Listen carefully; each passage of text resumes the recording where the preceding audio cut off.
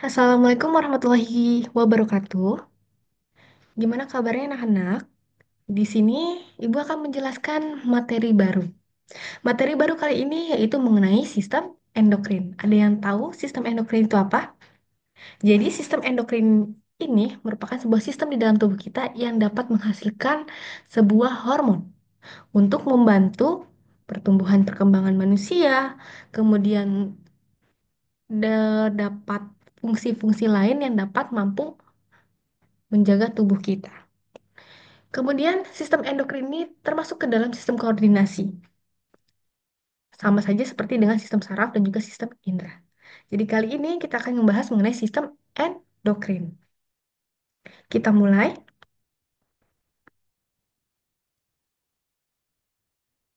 Oke, sistem endokrin disebut juga sebagai sistem hormon. Hormon itu apa? Hormon merupakan zat kimia yang dihasilkan oleh kelenjar endokrin. Kelenjar endokrin disebut juga sebagai kelenjar buntu. Kenapa? Karena hormon yang dihasilkan pada kelenjar endokrin itu tidak dialirkan melalui saluran tertentu, tapi dia langsung dialirkan melalui pembuluh darah. Kemudian sistem endokrin atau sistem hormon ini mempunyai fungsi yang berbeda di dalam tubuh kita. Yang pertama, dia dapat mempertahankan kondisi keseimbangan tubuh, kemudian untuk mengatur pertumbuhan dan perkembangan tubuh kita. Kemudian yang ketiga itu untuk mengatur proses reproduksi. Keempat, untuk menjaga metabolisme tubuh atau menjaga imun tubuh agar tubuh tetap stabil. Kemudian yang kelima itu ada untuk membentuk tingkah laku. Di sini ada karakteristik sistem hormon atau sistem endokrin. Yang pertama, endokrin merupakan kelenjar buntu karena tidak memiliki saluran khusus. Saluran khususnya itu apa? Saluran khususnya itu berupa namanya ductus dan menyekresikan hormon langsung ke dalam cairan sekitar sel atau pada pembuluh darah. Kemudian menyekresikan lebih dari satu jenis hormon kecuali pada kelenjar pankreas.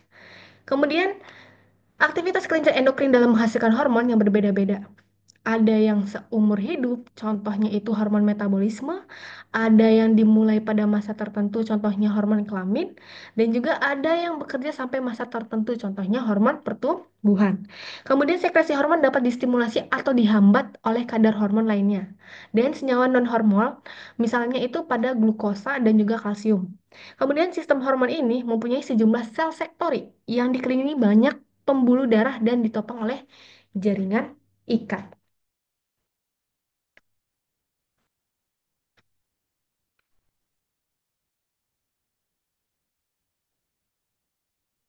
Oke, kita lanjut. Di sini ada jenis kelenjar endokrin. Apa saja jenis-jenisnya? Ada kelenjar hipotalamus, ada kelenjar pineal, kelenjar hipofisis, kelenjar tiroid, kelenjar paratiroid, kelenjar timus, kelenjar pankreas, kelenjar adrenal, dan juga kelenjar kelamin. Kalau pada pria, dia letaknya di mana? Di bagian testis. Sedangkan pada wanita, dia letaknya di bagian ovarium. Oke, di sini ada jenis-jenis kelenjar endokrin dan juga hormon yang dihasilkan. Kita bahas satu persatu. Pertama ada kelenjar hipofisis atau kelenjar pituitari. Kelenjar tersebut letaknya di mana? Ini, di bagian dasar otak besar. Hipofisis atau kelenjar hipofisis ini memiliki julukan. Julukannya itu apa? Julukannya sebagai Master of Glides. Karena apa? Dia mempengaruhi aktivitas kelenjar lain. Gitu. Kelenjar hipofisis dia terbagi menjadi tiga bagian. Ada lobus anterior, ada bagian intermedia, dan juga ada lobus posterior. Kita bahas satu persatu di sini. Kita bahas pertama pada bagian lobus anterior. Hormon yang dihasilkan pada lobus anterior ini ada hormon ACTH, ada hormon GH, ada hormon FSH, ada hormon LH, ada hormon ECSH, ada hormon prolaktin, dan juga ada hormon TSH. Hormon ACTH atau adenocorticotropic hormone fungsinya untuk merangsang kelenjar adrenal mengeluarkan glukokortikoid. Hormon GH fungsinya untuk merangsang pembentukan protein dan lemak, serta tulang dan otot. Hormon FSH untuk merangsang spermatogenesis folikel ovarium, hormon estrogen. Hormon LH untuk menstimulasi pembentukan progesteron. Hormon ECSH untuk menstimulasi hormon testosteron. Kemudian hormon prolaktin untuk menstimulasi ASI. Hormon TSH untuk merangsang kelenjar tiroid dan hormon tiroksin. Itu hormon-hormon yang dihasilkan pada kelenjar hipofisis pada bagian lobus anterior. Seperti itu. Sekarang kita lanjut ke bagian kedua, bagian intermedia. Pada bagian intermedia, di bagian hipofisis intermedia ini, menghasilkan dua hormon. Hormon apa saja? Ada hormon MSH dan juga ada hormon oksitosin. Fungsinya untuk apa? Untuk membentuk zat pada warna kulit, kemudian untuk merangsang kontraksi otot uterus saat seorang wanita itu melahirkan. Kemudian ada pada bagian lobus posterior itu hormon yang dihasilkannya itu ada hormon ADH. Fungsinya untuk apa? Untuk mencegah urin keluar dalam jumlah banyak. Nah, di sini ada abnormalitas atau gangguan sekresi hormon pada kelenjar hipofisis. Jadi di dalam kelenjar juga, kelenjar endokrin itu kan menghasilkan hormon. Nah, terdapat abnormalitas pada hormon tersebut atau gangguan saat produksi hormon tersebut. Contohnya ini, pada kelenjar hipofisis pituitari, abnormalitas pada sekresi hormon GH contohnya. Ada penyakit kerdil atau orang yang tubuhnya itu kecil walaupun umurnya sudah tua. Kenapa? Karena dia kekurangan atau hiposekresi hormon GH selama masa kanak-kanak sehingga pertumbuhan terhenti. Kemudian ada gigantisme, penyakit gigantisme atau orang yang tubuhnya tinggi melebihi normal, melebihi orang normal. Kenapa? Karena dia kelebihan hipersekresi GH atau hormon GH selama masa remaja sebelum penutupan cakram epifis, sehingga menyebabkan pertumbuhan tulang itu semakin panjang. Kemudian yang ketiga itu ada akromegali. Akromegali ini merupakan pembesaran tulang yang tidak proporsional seperti penebalan pada tulang pipi wajah. Disebabkan karena apa? Karena mengalami hipersekresi atau kelebihan hormon GH selama masa remaja. Kemudian di sini ada jenis endokrin yang kedua, ada bagian endokrin tiroid, kelenjar tiroid. Kelenjar tiroid atau disebut juga sebagai kelenjar gondok. Letaknya di mana? Dia ini letaknya di bagian leher dan juga jakun atau di dekat leher dan juga jakun. Dia menghasilkan berapa hormon? Dia menghasilkan tiga hormon. Hormonnya apa aja? Ada tiroksin, ada triodotironin, dan juga ada kalsitonin. Tiroksin fungsinya untuk mempengaruhi proses metabolisme pertumbuhan fisik. Kemudian triodotironin untuk mempengaruhi distribusi air dan garam dalam tubuh. Kalsitonin untuk memacu pengendapan kalsium dalam tulang.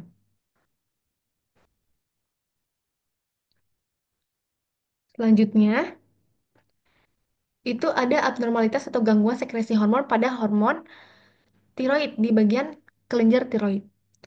Ada penyakit hipotiroidisme atau penurunan sekresi hormon yang menyebabkan penurunan metabolisme tubuh. Kemudian ada hipertiroidisme, penyakit sekresi hormon berlebihan yang menyebabkan peningkatan metabolisme. Kalau hipo dia menurunkan, kalau hiper dia meningkatkan metabolisme. Kemudian jenis endokrin yang ketiga ada paratiroid atau kelenjar anak gondok. Dia letaknya di mana? Dia letaknya di bagian dorsal kelenjar gondok. Menghasilkan hormon yaitu hormon parathormon yang berfungsi untuk mengendalikan kadar kalsium dan fosfat dalam darah dan juga pada tulang. Kemudian, abnormalitas atau gangguan sekresi hormon pada kelenjar paratiroid, contohnya itu pada hormon PTH atau hormon paratiroid. Itu ada contohnya penyakit hiperparatiroidisme atau penyakit yang menyebabkan peningkatan aktivitas osteoklas dan pelemahan tulang atau peningkatan aktivitas pembentukan tulang. Kemudian ada penyakit hipoparatiroidisme atau penurunan kadar kalsium dalam darah, peningkatan iritabilitas sistem, dan tetanus atau karena hormon ini dia dapat mengakibatkan adanya kejang otot atau kejang rangka. Kemudian kelenjar yang selanjutnya ada kelenjar timus atau disebut juga sebagai kelenjar kacang-kacangan. Letaknya di mana? Dia letaknya di bagian dada. Dia menghasilkan hormon apa? Hormon timosin yang berfungsi untuk menjaga sistem imun atau sistem kekebalan tubuh di dalam tubuh kita. Abnormalitas gangguan sekresi hormon pada kelenjar timus, contohnya pada sekresi timus. Ada penyakit hipoplasia atau gangguan perkembangan timus sejak lahir seperti pada sindrom di George, itu seperti ini. Contoh gambarnya. Kemudian ada penyakit timoma atau tumor pada kelenjar timus, gangguan autoimun, kelemahan otot, dan juga masalah pada sistem kekebalan tubuh. Jadi kalau ada gangguan pada sekresi timus, dia akan menyebabkan adanya gangguan, masalah juga pada kekebalan tubuh. Karena timus ini atau kelenjar timus ini umumnya untuk mempertahankan sistem kekebalan atau sistem imun tubuh kita. Kemudian kelenjar selanjutnya itu ada kelenjar adrenal atau disebut juga sebagai kelenjar anak ginjal. Kelenjar adrenal ini memiliki dua letak. Yang pertama itu letaknya di bagian korteks. Pada bagian korteks terletak di daerah atas ginjal. Hormon yang dihasilkan ada dua, ada hormon glukokortikoid dan juga hormon mineralokortikoid. Fungsinya untuk apa? Untuk menaikkan kadar glukosa dalam darah, untuk menyerap natrium, menyerap air pada ginjal, menaikkan denyut jantung, kecepatan napas, tekanan darah. Kemudian bagian yang kedua itu ada bagian medula. Dia terletak di bagian dasar otak besar. Ada dua hormon yang dihasilkan yaitu ada hormon adrenalin untuk mengubah glikogen dalam otot menjadi glukosa dalam darah. Kemudian ada noradrenalin untuk menurunkan tekanan darah dan denyut jantung. Kemudian kelenjar selanjutnya itu ada kelenjar pankreas. Letaknya di mana? Dia letaknya di bawah organ lambung. Hormon yang dihasilkan ada hormon insulin yang berfungsi untuk mengubah glukosa menjadi glikogen di hati dan juga ada hormon glukagon. Fungsinya itu untuk mengubah glikogen menjadi glukosa. Di sini ada gangguan atau abnormalitas sekresi hormon pada kelenjar pankreas. Ada penyakit diabetes mellitus. Mellitus ini karena pankreas atau kelenjar pankreas ini tidak menghasilkan hormon insulin karena kerusakan sel beta akibat sekresi autoimun. Kemudian ada penyakit hipoglikemia atau produksi insulin berlebihan atau kekurangan glukagon. Kemudian selanjutnya ada jenis kelenjar yaitu kelenjar gonad atau kelenjar kelamin. Pada wanita, kelenjar gonad atau kelenjar kelaminnya itu berada di daerah perut. Pada wanita menghasilkan dua hormon, ada hormon estrogen juga hormon progesteron. Hormon estrogen untuk menentukan ciri pertumbuhan kelamin sekunder pada wanita, dan juga hormon progesteron untuk penebalan dan perbaikan uterus atau dinding rahim. Progesteron ini ada ketika saat menstruasi. Jadi, ketika menstruasi itu kan mengalami peluruhan dinding rahim. Jadilah menstruasi. Ketika proses menstruasi sudah selesai, maka si rahim itu akan mengalami penebalan kembali dan perbaikan uterus lagi atau perbaikan dinding rahim lagi. Dinding rahim mengalami penebalan nih. Gimana cara penebalan itu? Yaitu dibantu oleh hormon. Hormonnya apa yang membantu penebalan dan perbaikan dinding rahim? Itu ada hormon progesteron. Seperti itu pada wanita. Kemudian pada pria, letaknya di mana? Di buah zakar atau di bagian testis. Hormon yang dihasilkan itu ada hormon apa saja? Ada hormon testosteron. Fungsinya untuk menentukan ciri pertumbuhan kelamin sekunder pria. Nah, di sini ada abnormalitas pada sekresi gonad atau kelenjar kelamin pria itu ada penyakit kriptokidisme atau penyakitnya testis gagal turun ke struktum saat perkembangan janin. Kemudian ada penyakit varikokel. di mana pembesaran vena di skrotum yang mengganggu aliran darah pada testis. Kemudian ada penyakit kanker testis. Ini merupakan faktor genetik, di mana testis yang itu tidak turun atau perubahan hormon yang tidak normal.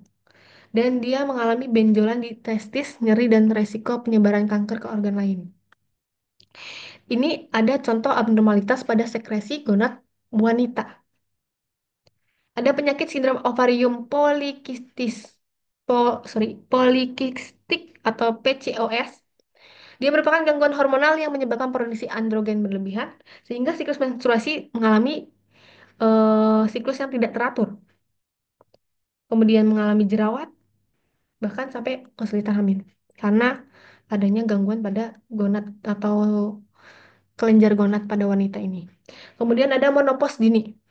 Menopause dini itu merupakan penyakit di mana atau gejala di mana seseorang wanita yang masih muda dia tidak mengalami menstruasi lagi walaupun dia umurnya belum tua atau mengalami pemberhentian menstruasi sebelum usia 40 tahun. Apa yang menyebabkan dari menopause dini ini? Ada faktor genetik, kemudian penyakit autoimun atau pembedahan pengangkatan rahim. Kemudian ada penyakit kista ovarium. Dia merupakan gangguan ovulasi sehingga dapat merasakan nyeri panggul, gangguan menstruasi. Oke, itu materi tentang sistem endokrin. Sekarang, sistem endokrin ini dikaitkan dengan STEM atau Sains, Teknologi, Engineering, dan juga Matematik dalam kehidupan sehari-hari. Oke, pertama kita bahas dulu nih, sistem endokrin atau sistem hormon dikaitkan ke bidang teknologi. Lihat, di sini ada gambar. Ini gambar apa? Ini merupakan gambar MCG atau Continuous Glucose Monitoring. Apa itu MCG? Dia merupakan teknologi yang digunakan untuk membantu memantau kadar gula dalam darah secara terus-menerus secara panjang. Nih, gambarnya seperti ini. Gimana cara kerjanya? Jadi sensor kecil ini ditempatkan di bawah kulit, di bagian lengan atau enggak di bagian perut. Kemudian sensor ini mengukur kadar glukosa dalam cairan di sel-sel tubuh. Kemudian transmitter mengirimkan data ke sensor ke perangkat penerima. Nih, perangkatnya misalkan di handphone, seperti ponsel dan atau insulin pump. Kemudian aplikasi atau perangkat penerima itu akan menampilkan data glukosa secara real time. Ini seperti ini contohnya. Seperti itu. Jadi dengan adanya bantuan MCG ini kita tahu hormon di dalam tubuh kita itu seperti apa kondisinya, apakah hormon kita baik atau tidak, dapat membantu itu. Kemudian dapat mengecek glukosa di dalam darah kita agar tubuh kita agar selalu tetap sehat dan lainnya. Kemudian kaitkannya dengan sistem endokrin dengan engineering. Ada alat atau rekayasa. Namanya alat wearable device. Apa itu? Nih, gambarnya contohnya ini. Dia merupakan perangkat elektronik yang dapat dikenakan di tubuh manusia dan dirancang untuk memantau, untuk menganalisis atau meningkatkan aktivitas dan kesehatan pengguna. Variable device ini terutama yang berfokus pada kesehatan. Dia berinteraksi erat dengan hormon karena banyak fungsi tubuh dikendalikan oleh sistem hormon. Contohnya itu seperti misalkan kita punya jam tangan yang dapat mengontrol kesehatan tubuh kita ataupun handphone yang dapat mengontrol kesehatan tubuh kita karena pergerakan kita atau lain halnya. Kenapa jam tangan dan handphone itu bisa tahu aktivitas kesehatan tubuh kita? Karena dibantu adanya rekayasa wearable device ini. Sehingga kita bisa tahu dalam kehidupan sehari-hari, oh kita em, hormonnya baik nih, sehingga tubuh kita dinyatakan sehat. Oh, hormon kita lagi tidak baik, berarti ada kekurangan hormon. Bisa kita mengantisipasinya atau kita mencegahnya atau kita misalkan hormon kita lagi turun atau lagi kurang baik, bisa kita bantu untuk menaikinya agar hormon di dalam tubuh kita tetap stabil. Seperti itu contoh pengaplikasiannya dalam kehidupan sehari-hari. Beberapa hubungan penting wearable device dalam kehidupan sehari-hari, misalkan contohnya ada wearable device untuk memantau gula darah dan juga hormon insulin. Bisa tuh di jam tangan. Kemudian ada wearable untuk hormon stres. Ada wearable untuk hormon reproduksi, estrogen, progesteron, dan testosteron. Nah, contohnya wearable untuk hormon reproduksi itu biasanya kalau di wanita itu punya aplikasi, contohnya aplikasi menstruasi. Nah, aplikasi menstruasi itu kan dirancang adanya wearable device atau perangkat elektronik yang eh, dikenakan di dalam tubuh atau dirancang untuk memantau bagaimana proses untuk menganalisis proses menstruasi ketika masa subur ataupun eh, mendeteksi kita menstruasi di bulan selanjutnya perkiraan tanggal berapa. Contohnya seperti itu dalam kehidupan sehari-hari. Kemudian sistem endokrin dalam kehidupan matematika itu ada namanya algoritma optimasi pada sistem endokrin. Sistem endokrin ini mengatur berbagai fungsi tubuh melalui adanya hormon, termasuk hormon metabolisme, hormon pertumbuhan, hormon stres, dan kadar glukosa darah. Algoritma optimasi ini digunakan dalam sistem endokrin ini untuk menganalisis atau untuk memprediksi dan mengontrol keseimbangan hormon untuk meningkatkan kesehatan tubuh. Penerapan algoritma optimasi dalam sekresi sistem endokrin ini, contohnya yang pertama, ada optimasi dan regulasi gula darah dan insulin pada diabetes manajemen atau mungkin aplikasi yang mendeteksi eh, gula dalam tubuh. Kemudian optimasi dalam regulasi hormon stres atau kortisol dan adrenalin pada prediksi dan manajemen stres. Kemudian ada optimasi dalam siklus hormon reproduksi seperti hormon estrogen dan juga hormon progesteron. Algoritma untuk prediksi ovulasi dan kesuburan. Iya, contohnya tadi. Ini algoritmanya nih. Nih pada matematikanya itu contohnya gambarnya seperti ini algoritmanya. Atau grafiknya. Misalkan pada ovulasi. Ini kan di sini nih ada nih masa ovulasi atau masa kesuburan. Misalkan menstruasi itu kapan? Ketika dilihat di aplikasi, perkiraan tanggalnya kapan, lamanya kapan. Seperti itu untuk pengaplikasian teknologi, pengaplikasian engineering atau rekayasa, dan juga pengaplikasian matematika dalam sistem endokrin atau sistem hormon di dalam kehidupan sehari-hari. Jadi, teknologi-teknologi yang canggih sekarang, rekayasa yang canggih-canggih sekarang, kemudian matematika yang canggih sekarang pun, dia ada kaitannya juga dalam sistem endokrin di dalam tubuh kita dan diaplikasikan di dalam kehidupan sehari-hari. Seperti itu. Nah, ini ada perbedaan antara sistem saraf dan juga sistem hormon ya. Kalau sistem saraf, pesannya disampaikan dalam bentuk impuls, sedangkan kalau hormon pesan disampaikan dalam bentuk kimiawi. Bentuknya kimiawi ya. Kemudian kalau sistem saraf, pesan disalurkan oleh serabut sel saraf, sedangkan kalau hormon pesan disalurkan melalui peredaran darah, karena dia tidak mempunyai organ khusus atau namanya organ ductus. Dia langsung dialihkan ke peredaran darah. Kemudian kalau sistem saraf, penerapan pesan adalah kelenjar dan otot, sedangkan kalau hormon, penerima pesannya itu berupa organ sasaran. Kemudian sistem saraf menghantarkan rangsangan dalam waktu cepat, kalau sistem hormon menghantarkan rangsangan dalam lebih lambat. Sistem saraf berdampak pada lokasi terbatas. Kalau sistem hormon berdampak pada lokasi yang luas, ya karena ke seluruh tubuh. Kemudian sistem saraf bekerja secara cepat, sistem hormon bekerja secara lambat. Dan terakhir ada sistem saraf responnya cepat dan efeknya tidak permanen. Sedangkan kalau sistem hormon responnya lama dan efeknya permanen. Oke? sekian materi hari ini atau materi pertemuan kali ini. Jika ada yang ingin ditanyakan, boleh ditanyakan. Dan jangan lupa untuk dikerjakan LKPD-nya mengenai sistem endokrin. Oke, sampai bertemu di pertemuan berikutnya pada materi sistem indera.